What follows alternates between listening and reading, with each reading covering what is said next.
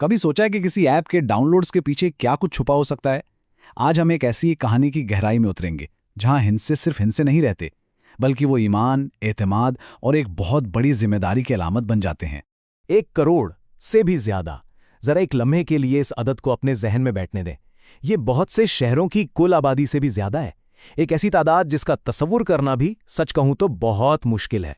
तो सवाल ये है कि क्या ये वाकई सिर्फ एक हिंसा है या इसके पीछे कोई बहुत बहुत बड़ी हकीकत छुपी हुई है? आइए आज इसी सवाल की तह तक पहुंचने की कोशिश करते हैं।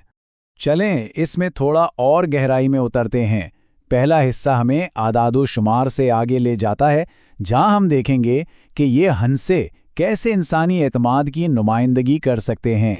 ये बात जो आप स्क्रीन पर देख रहे हैं, ये वाफा सॉफ्ट के बुनियादी फलसफे का निचोड़ है। इनके लिए ये हिंद से कोई खुश्क डेटा नहीं है, नहीं, बल्कि ये उस बेपनाह एतमाद की अलामत हैं जो दुनिया भर के मुसलमानों ने इन पर किया है। तो आइए देखते हैं कि ये एतमाद किस पैमाने पर और कितनी तेजी से बढ़ा। ये सिर्फ डाउनलोड्स की गिनती नहीं है, यूं समझें कि ये 1 करोड़ दिलों की धड़कनें हैं। और जरा ये सफर तो देखिए, वाकई सांस रोक देने वाला है। 2024 में 9 लाख, फिर ये हिंसा तेजी से बढ़ा और 2025 में 12 लाख तक पहुंच गया।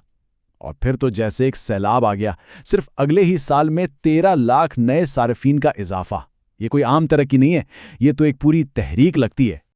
और ये कोई मकामी कहानी बिल्कुल नहीं है। ये हिंद से हमें एक ऐसी आलमी बिरादरी की दास्तान सुनाते हैं जो ईमान के एक मजबूत रिश्ते से आपस में जुड़ी हुई है। और ये जो नक्शा उभर रहा है, ये इसकी एक वाज़ेह तस्वीर दिखाता है। ये सारिफीन दुनिया के कोने कोने में, हर बर्रे आज़म में मौजूद हैं। ये ऐप अब लाखों लोगों के लिए एक आलमी यानी एक ग्लोबल डिजिटल इज्तिमागाह बन चुकी है। तो इन सब का असल मतलब क्या है?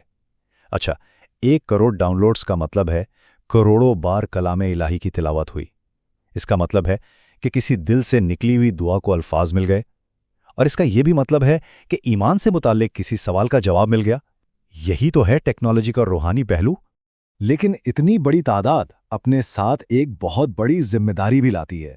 ये सिर्फ एक कम्युनिटी की कहानी नहीं, बल्कि एक बहुत गहरी, एक मुकद्दस अमानत का किस्सा भी है। और यहां आकर कहानी एक बहुत ही गहरा मोड़ लेती है। वाफा सॉफ्ट टीम का नुक्ता नज़र सुनिए।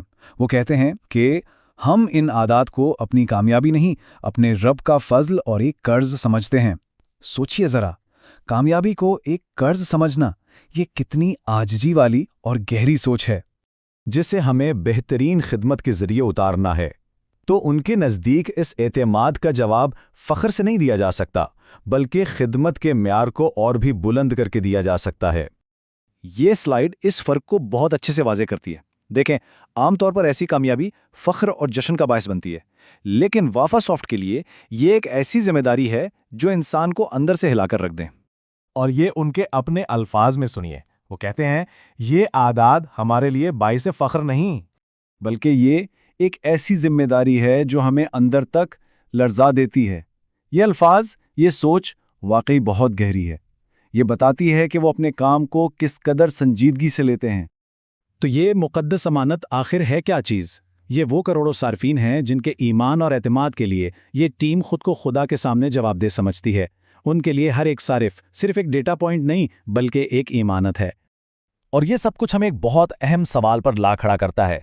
जब टेक्नोलॉजी एक मुक़द्दस अमानत बन जाए, तो फिर इसकी हिफाजत कैसे की जाए? इस दुनिया में जहां ईमान और टेक्नोलॉजी एक दूसरे से जुड़ते जा रहे हैं, ये सवाल हम सबको सोचने की दावत देता है।